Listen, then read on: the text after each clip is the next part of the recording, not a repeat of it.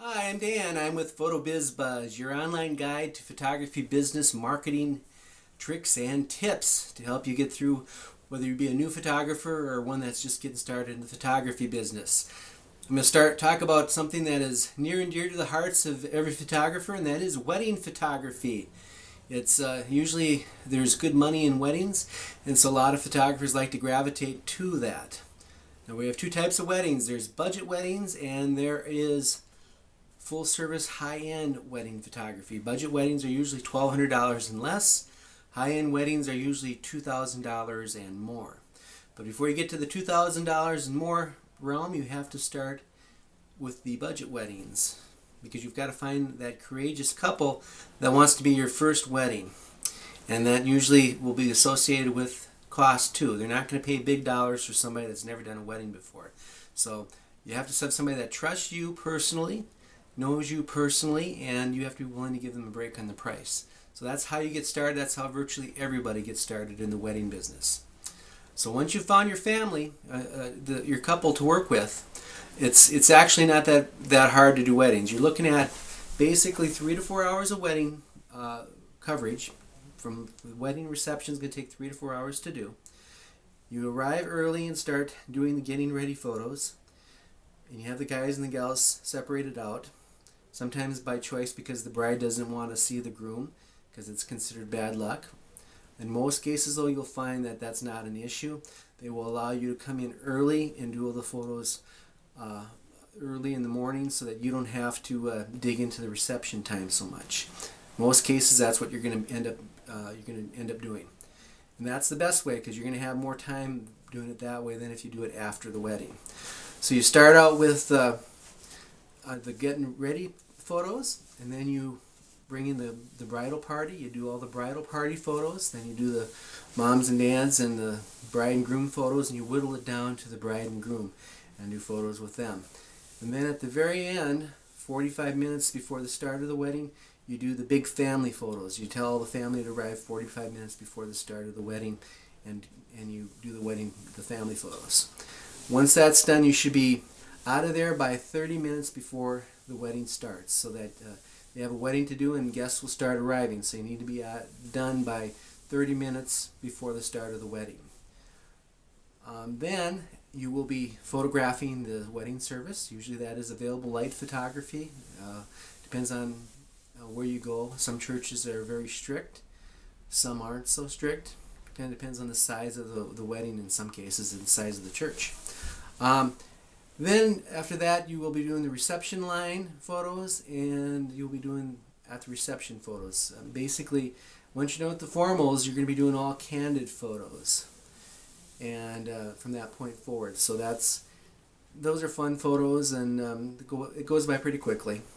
You're going to want to also, if they do want to not be seen, that messes things up a little bit in that you do the guys' pictures and the gals' pictures separately, and then after the wedding you do the wedding party and then the family photo. You might want to do the family photo first so that the families can head off to the wedding reception, and then you do the bridal party, then you do the bride and groom, who will usually be the last ones to arrive at the reception. So it's a little bit different dynamic, but it's doable either way.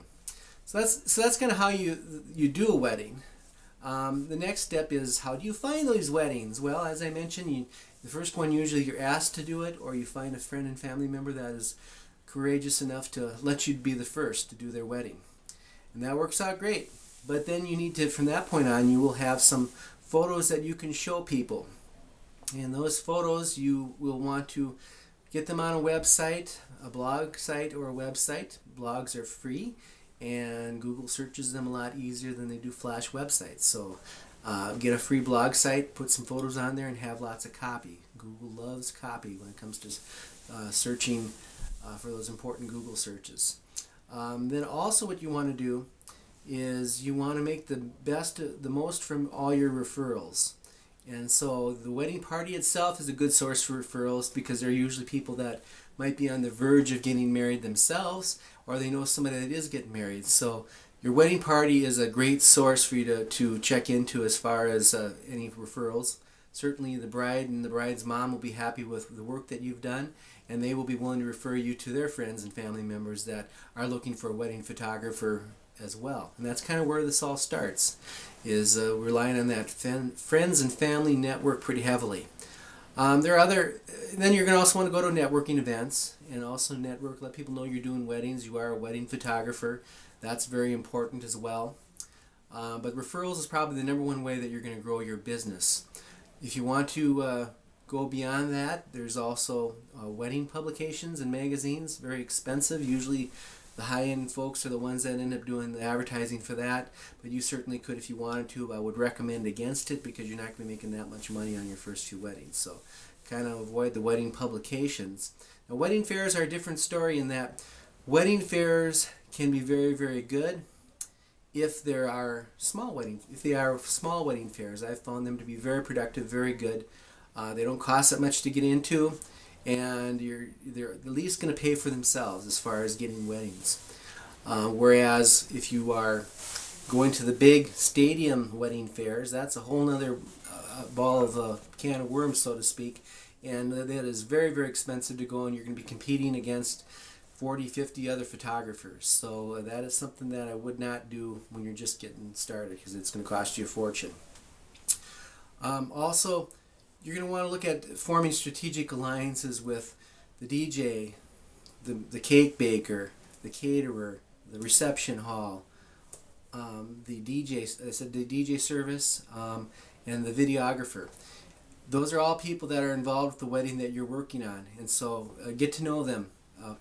Form some allegiances and alliances with those folks so you can share leads. Always get to know those people because they can also be a good source of business for you as well. So utilize those strategic alliances. But that's it, really, all I have for budget wedding photography. It's not that hard after you've done 2 or 3 under your belt. They're actually very easy and very routine, and they're fun to do. So I think you'll enjoy wedding photography. And like I said, it's one of the few things, not one of the few things, but it's one of the things in photography that where you get cash up front and it pays well. So take advantage of that. And also if you're new, you don't know if you like weddings, so do a few weddings to find out. That's all I have today. Thank you for joining me at PhotoBizBuzz. Check out our new web location at photobizbuzz.com, where we have a blog talking about some of these very same topics and some new ones. So check that out. And this is the end of our weekly installment. We'll be doing more next week. Have a good one.